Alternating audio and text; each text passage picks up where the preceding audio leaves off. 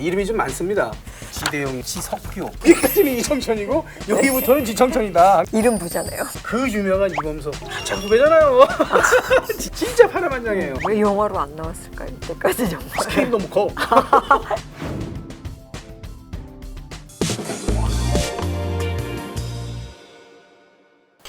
안녕하십니까. 국방TV 김선덕 PD입니다. 안녕하십니까, 김가영 기자입니다. 김 기자님, 독립군 장군님들 중에서 네. 이청천 장군하고 지청천 장군님 아시죠? 왜 그러세요? 다 아는데. 의외로 네. 그 우리 지청천 장군하고 이청천 장군이 다른 분인 줄 아는 사람들이 많아요. 아, 솔직히 말해서 저도 처음엔 그랬습니다. 동일 인물이십니다. 아마 놀라실 분들 좀 있으실 것 같아요. 이분이 성은 지 씨가 맞아요. 네, 이름이 좀 많습니다. 어릴 네. 때 아명들 쓰잖아요. 보통 이제 아명은 옛날에 많이 썼었죠. 네. 지대형이고요. 네. 이름을 바꾸기 전까지는 네. 지석규란 이름을 사용합니다. 네. 1907년, 그러니까 이분이 만 20세 때 대한제국 육군 무관학교에 들어갔다는 겁니다. 요즘으로 치면은 육군 사관학교 같은 오케이. 거죠. 근데 그 해에 우리 대한제국 군대가 일제히에서 강제로 해산을 당하잖아요. 그렇죠. 예. 그럼 거기 있던 학생들, 생도들은 아주 중요한 기로에 서게 됐을 것 같아요. 육군 무관학교 생도들을 일본으로 데려갑니다. 그 당시 일본 육사는 1년제였습니다. 오, 그래요? 유년학교라고 있어요. 예. 예과가 3년, 아, 그 본과가 2년. 그래서 5년을 마치면은 네. 육군사관학교로 진학을 하는 거죠. 근데 그곳으로 데리고 간 겁니다, 이제. 거기는 나이가 훨씬 어린 한 학생들이 4살, 있었- 5살 어린 애들이죠. 지금으로 따지면 중학교 3학년, 2학년에 넣었다는 거예요. 조선의 수준이 그 정도밖에 안 된다고. 생도들로서는 되게 자존심 상하는 자존심 상한 일이었겠어요. 무관생도들이 야, 우리 열심히 공부해서 저놈들한테 지지 말자. 그러니까 실력으로 보여줄 수밖에 없겠네요. 우리가 강제로 병탄을 당하잖아요. 네. 학생들이 전부 이제 놀래가지고 네. 그 학교 근처에 있는 아오야마 묘지로 모입니다. 나라가 망했는데 우리도 뭔가 해야 될 거 아니냐. 우리의 기계를 보이자 네. 궁정 앞에 가서 할복 자살을 하자. 네. 이런 의견이 나왔고 전부 자퇴를 하고 고국으로 돌아가자. 비교적 나이가 많았던 지석규 같은 생도들한테 그러는 거예요. 뭔 소리냐? 우리나라가 망한 이유가 뭐냐? 군사력이 없고 군사기술을 몰라서 망했다. 배우던 거 마저 배우고 경험을 쌓은 다음에 예.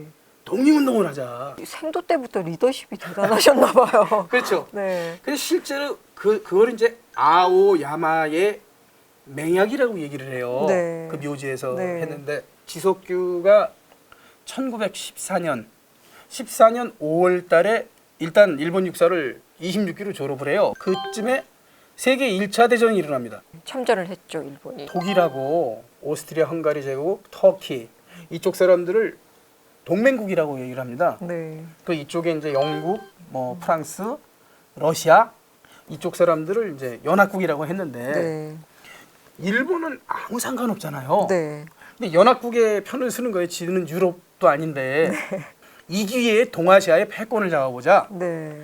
그 당시에 그 산동반도의 청도, 칭다오, 네. 칭다오에는 독일군이 주둔하고 있었어요. 네. 청도 침공을 해서 8월에 해서 11월에 전쟁을 일본이 승리를 하죠. 지석규 생도도 네. 그 견습사관 신분으로 거의 참전을 해서 네. 근데 다리에 그 부상도 있고 오고 네. 막 그래요. 네. 현역 군인이라면 실전 경험이 엄청나게 중요하잖아요. 지청천 장군도 이번 이제 1차 세계대전 때 아주 소중한 실전 경험을 쌓게 된 건데 돌아와서 1914년 12월 25일 날 네. 일본군 소위가 됩니다. 약속대로 독립군이 되려고 네. 만주로 넘어갈 틈만 보는 거예요. 김광서라는 사람이 있습니다. 네. 그러니까 지석규의 3년 선배죠. 두 사람이 의기가 투합한 거예요. 네. 같이 만주로 가자. 그래서 이분들이 3.1운동 이후에 기회를 보다가 망명을 해서 찾아간 곳이 신흥무관학교입니다. 신흥무관학교로 네. 유하연 삼원보 그쪽으로 이제 가는 거예요. 서간도로. 그러니까 신흥무관학교 사람들은 난리가 났어요. 교재들. 병서, 무기 뭐 이런 그렇지. 것들. 일본 육사에서 가르쳤던 네. 교재. 교재들 같은 네. 거 그걸 이제 갖고 간 거죠. 네. 거기다가 실전 경험도 있는 네. 그리고 중위 출신이잖아요. 교관 부족인데. 이렇게 엘리트 장교가 왔는데. 그러니까 근데 거기에 이제 총책임자가 누구냐면 신팔균 그 신흥무관학교에서 생도들한테 공부를 시키고 있었는데 네. 두 분이 왔으니 얼마나 반가워요. 네. 그래서 세 사람이 의기가 투합해서 네. 우리 한번 잘 가르쳐보자. 네. 그 당시에 그 독립운동을 하는 분들은 가명을 많이 썼어요. 국내에 있는 가족들이 있잖아요. 보복을 당할 수도 있겠네요. 박해를 받고 탄압을 받으니까 네. 가명을 쓰는 거예요. 근데 이 세 사람도 그럼 우리도 가명을 쓰자. 뒤에다 하늘 천자를 붙여서 네. 가명을 씁니다. 예. 심팔규는 동천, 네. 그리고 아까 얘기했던 김광선은 네. 경천, 지석규 생도는 네. 청천, 네. 푸른 하늘. 그 지씨가 희석이니까 아예 성까지 바꾼 거야. 네. 엄마 성으로. 네. 그때부터 이제 이청천이 되는 거죠. 네. 이청천 장군은 신흥무관학교에 남아서 계속 가르친 거죠. 네. 청산리 대첩하고 봉오동 전투를 끝으로 만주에 있을 수가 없으니까 네. 러시아와 중국의 경계선이 밀산이라는 데가 있어요. 밀산으로 모입니다. 모든 독립운동 단체가 다 모여요. 한 3,500명이 모여요, 밀산에. 네. 거기서 이제 독립 군단을 만듭니다. 근데 러시아는 토텐 내전 중이에요. 당시 그때 연해주하고 시베리아 쪽을 적군이 잡고 있었어요. 네. 그러니까 이제 적군한테 얘기한 거죠. 우리가 좀 넘어가도 되겠느냐? 와라. 네. 우리가 무기도 대주고 네. 그 일본 애들이 싸우는 걸 우리가 도와주겠다. 알렉시 셰프스크, 그러니까 지금의 스보보든인데 자유시라고 그래요. 네. 글로 옮기죠. 오한국의 자유대대가 만주에서 모은 우리 독립군들을 무장해제를 시키려고 그래요. 그래서 총격전이 벌어서 수백 명이 죽습니다. 그 같은 자유시 참변이라고 그래요. 네. 22년도에는 이제 네. 그 5년 러시아 내전이 끝났어요. 그러니까 그때 적군 편에 싸웠던 우리 독립군들도 막 쳐내고. 자기들이 주도권 잡으니까 이제 숙청을 하는 거군요. 토사구팽이라는 예. 근데 어쨌든 그때 이청천 장군도 뭐 이렇게 트집을 잡아서 4월 달에 사형 선고를 내려서 옥에 가둬버리는데 네. 우리 그 임시정부랑 막 독립운동 단체들이 이게 말이 되는 얘기냐 탄원을 해서 석방을 시킵니다. 7월에. 네. 지청천 장군이 그렇게 살아나온 다음에 정말 또 군인으로서의 면모를 제대로 보여주는 그런 활약을 펼쳤잖아요. 일본이 그 1931년에 9월 달에 만주사변을 일으켜서 그 다음에는 32년 3월 1일 날 만주국을 세웁니다. 네. 근데 그 당시에 흑룡강성, 길림성, 요룡성에서 자위군들이 막 생겨나는 거예요. 우리는 일제를 인정할 수가 없다. 일본을 쫓아내자. 네. 이청천 장군도 같이 한 거예요. 그래서 같이 손을 잡고 공동 작전을 피게 됩니다. 한국 독립군 총사령관으로 한중 연합 작전을 펴게 되는데 그렇게 해서 1933년에 있었던 전투가 대전자령 전투잖아요. 봉오동 전투하고 청산리 전투와 함께 독립군의 3대 전투로 알려져 있는데 전과도 어마어마하다고 그러거든요. 한번 소개 좀 해주시죠. 대전자령 전투를 얘기하기 전에 네. 일단은 그 쌍성 전투, 경박호 전투, 그리고 동경성 전투 네. 이 전투들을 이제 32년, 33년에 대승을 거둡니다.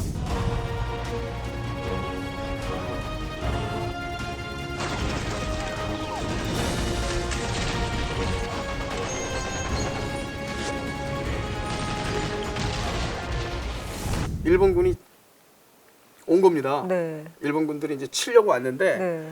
이 한중연합군이 도망을 가면서 대전자령이라는 엄청나게 험한 계곡에 네. 매복을 하고 있는 거예요. 네. 그러니까 적들이 적당히 들어왔을 때 매복을 해갖고 박살을 내버린 거죠. 아니 일본은 그 청산리 전투에서도 맨날 매복에 당하고 또 당하는 거. 그러니까 유격대라든지 세력이 약한 군대가 할 수 있는 거는 네. 유인하고 예. 매복입니다. 사실 선택의 폭이 그렇게 넓지는 않죠. 넓지가 예. 않죠. 전과가 어마어마했다면서요. 군복 3,000벌, 네. 뭐 소총이 1,500자루. 네. 하여튼 군수 물자가 200마차, 마차로 200여 대 네. 분량이니까 예. 1933년 7월에 있던 대전자령 전투는 엄청난 대첩입니다. 왜 대전자령 전투는 봉오동 전투나 천산리 대첩에 비해서 좀 잘 안 알려진 건가요? 그러니까 독립군 전쟁이 반짝 빛을 본 게 20년대에 봉오동하고 청산리인데 그 이후로 큰 전쟁도 없었고 네. 사실은 이 만주 쪽에서 우리 독립군이 크게 싸운 것도 없어요. 네. 그래도 한중연합군으로 일본군하고 마지막까지 싸웠다는 굉장한 의미를 갖고 있는데 네. 좀 약간 섭섭한 일이죠. 안타까운 일이네요. 앞으로 뭐 이 대전자령도 네. 좀 더 뭐 이렇게 좀 부각점시키고 네. 많이 알려졌으면 좋겠네요. 국군의 뿌리를 찾아서를 통해서 좀 많이 알려졌으면 좋겠네요. 이 전- 김구 주석께서 네. 김구 선생님이 이거 만주에서 독립군 전쟁은 끝났다. 와라. 그래서 네. 우리 임시정부랑 같이 일을 하자. 네. 이제 그때부터는 대한민국 임시정부와 함께 네. 행동을 하는 중국 대륙 안에서 네. 만주시대 끝나고 네. 그 중국 안에서 이제 활동을 하게 되는 거죠. 1940년도 9월 17일 날 중경에서 드디어 광복군이 창설되잖아요. 네. 근데 광복군의 이제 총사령이 되죠. 그 총사령관 명실상부한 그야말로 총사령 참모총장. 그렇지. 그렇게 해서 이청천 혹은 지청천 장군이 광복군 총사령이 된 다음에 가장 공을 많이 들인 건 아무래도 국내 진공 작전이겠죠. 가장 큰 게 역시 이제 국내 진공 작전이죠. 진공 작전을 잘 모르시는 분들 진공 작전의 뜻이라는 게 나라가 진짜 거기다 이제 공격 8공자에서 네. 국내로 나아가- 공격한다. 네. 진공 작전을 하기 위해서 네. 우리 그 광복군들을 키우죠. 네. 그 미국의 전략사무국 OSS가 CIA 전신입니다. 그렇죠. 1945년 8월 7일인가 8월 8일에 네. 국내에 진공할 그 진공군들 교육을 다 끝내요. 네. D-Day만 기다리고 네. 이제 언제 들어갈까 하고 있는데 8월 15일 날 광복이 돼버린 거예요. 허무하게. 거기에 굉장히 공을 들이셨는데 이청천 장군이 시안이죠. 시안에서 마지막 점검을 하고 이제 곧 국내로 진공한다 하고 있는데 광복이 된 거죠. 만약에 우리가 국내 진공 작전을 했다면 네. 국내 진공 작전을 했다면 우리도 참전국으로서 네.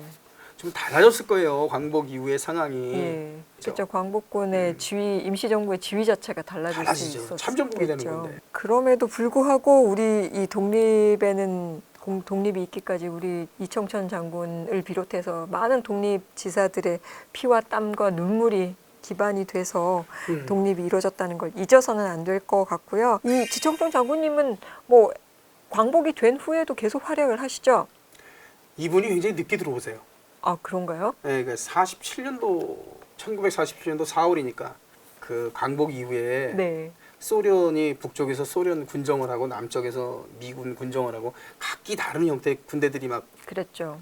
그러고 있으니까 이분이 불만이 많았던 거예요. 아. 광복군이 그대로 들어와서 그 우리의 국군이 됐으면 좋은데 근데 그거를 받아들이기가 쉽지가 않았던 모양이에요. 장군님 입장에서 그 정통성을 인정할 수 없다. 뭐 이렇게 됐을 수도 있겠네요. 그렇죠. 근데 어쨌든 47년도 4월에 들어와서 이제 청년 단체 청년 운동을 하세요. 네. 그 이범석 장군님도 그런 일을 하셨는데 네. 1948년 50선거 네. 5월 10일 날 그 남한 그 단독 총선거를 하는데 거기 출마하셔갖고 네. 그러니까 초대 국회의원이죠 재헌의회 오. 거기 그 최고 득표율로 네. 국회의원이 되십니다. 아, 또 그런 기록도 갖고 계시군요. 그래서 네. 국방위원장이니 뭐 이제 맡아서 국회를 열심히 운동하셨고 1957년에 그 70세 그 나이로 타계하십니다. 정부에서는 1962년도에 네.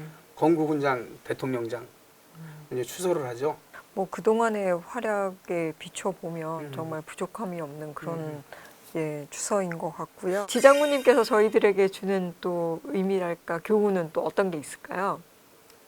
지청천 장군 이분이 출발이 대한제국의 무관생도였잖아요. 네. 그리고 일본으로 끌려가서 일본 육사를 나올 때도 희정일간 이 정천 장군 머릿속에는 일본 애들 거를 군사학을 열심히 배워서 나중에 돌려준다. 독립군 시절이나 러시아에 끌려갔을 때나 그리고 또 광복군 때는 물론이고 이분의 군인 인생 통틀어서 항상 조국과 민족을 이 양반의 목표는 딱 하나였던 거예요. 항일 광복. 위대한 분이십니다. 국군의 뿌리라고 해도 전혀 부족함이 없는 그런 훌륭하신 분인 것 같습니다.